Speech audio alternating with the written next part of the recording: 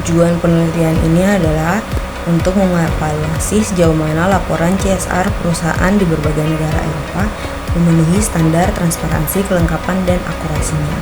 Kemudian tujuannya juga untuk membandingkan bagaimana perbedaan regulasi, budaya, dan industri di berbagai negara mempengaruhi kredibilitas dari laporan CSR.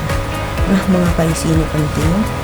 Isu ini penting karena kredibilitas laporan CSR itu meningkatkan transparansi perusahaan yang nanti pada gilirannya atau pada akhirnya membangun kepercayaan publik dan pemangku kepentingan terhadap perusahaan, serta meningkatkan kepercayaan dari investor.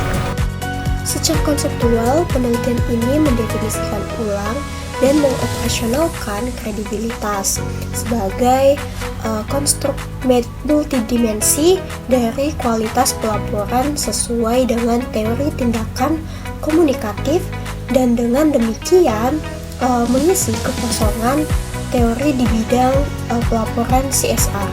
Nah, temuan penelitian ini itu menunjukkan bahwa semua pelaku komunikasi harus berada di halaman yang sama untuk terlibat dalam komunikasi yang kredibel dan valid.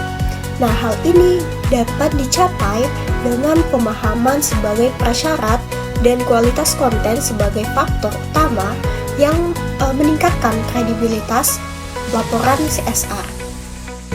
Berikutnya kita akan membahas mengenai hipotesis penelitian. Penelitian ini mempunyai 6 hipotesis. Yang pertama, hipotesis 1A, laporan CSR yang menggunakan pedoman pelaporan terstandar dari GRI, Global Reporting Initiative, lebih kredibel dibanding dengan laporan yang tidak menggunakan pedoman ini.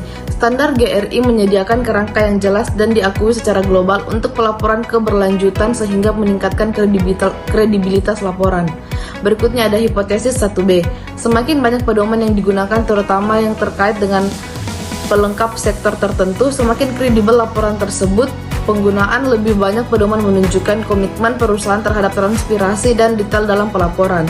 Lalu hipotesis 1C, laporan CSR dengan tingkat penerapan yang tinggi atau pemeriksaan masalah materialitas yang mendalam lebih kredibel dibanding laporan yang tidak memiliki tingkat penerapan yang tinggi. Ini menunjukkan bahwa perusahaan menilai dan melaporkan isu-isu yang paling relevan dan penting bagi pemangku kepentingan mereka. Lalu hipotesis 2A, ada hubungan positif antara panjang laporan CSR dan kredibilitasnya. Laporan yang lebih panjang cenderung lebih rinci dan komprehensif sehingga dianggap lebih kredibel. Lalu hipotesis 2B, laporan CSR yang digabungkan dengan laporan keuangan atau laporan tahunan perusahaan lebih kredibel dibanding dengan laporan CSR yang berdiri sendiri. Ini karena laporan gabungan menunjukkan integrasi yang lebih baik antara aspek keberlanjutan dan kinerja keuangan perusahaan. Lalu hipotesis 3, semakin besar perusahaan baik dalam hal jumlah karyawan maupun tingkat pergantian karyawan, semakin kredibel laporan CSR-nya. Perusahaan besar mungkin memiliki sumber daya yang lebih besar untuk mengembangkan dan mengelola laporan CSR yang lebih baik. Lalu hipotesis 4, semakin berpengalaman perusahaan dalam hal usia dan pengalaman pelaporan CSR, semakin kredibel laporan CSR-nya. Pengalaman yang lebih panjang dalam pelaporan meningkatkan kemampuan perusahaan untuk menghasilkan laporan yang lebih berkualitas. Lalu hipotesis 5, laporan CSR dari negara-negara dengan peraturan pelaporan CSR yang diwajibkan secara hukum lebih kredibel dibanding laporan dari negara-negara tanpa peraturan tersebut. Kewajiban hukum mendorong perusahaan untuk mematuhi standar pelaporan yang ketat dan transparan. Lalu yang terakhir ada hipotesis 6, tingkat kredibilitas laporan CSR bervariasi berdasarkan dampak perusahaan terhadap lingkungan.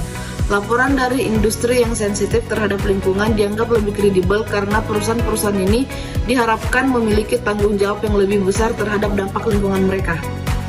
Nah, jadi landasan teori di mana pada laporan CSR ini dituduh memperdalam kesenjangan kredibilitas dan mengancam legitimasi perusahaan di masyarakat, dan bukannya memfasilitasi dialog dengan pemangku kepentingan growing perusahaan.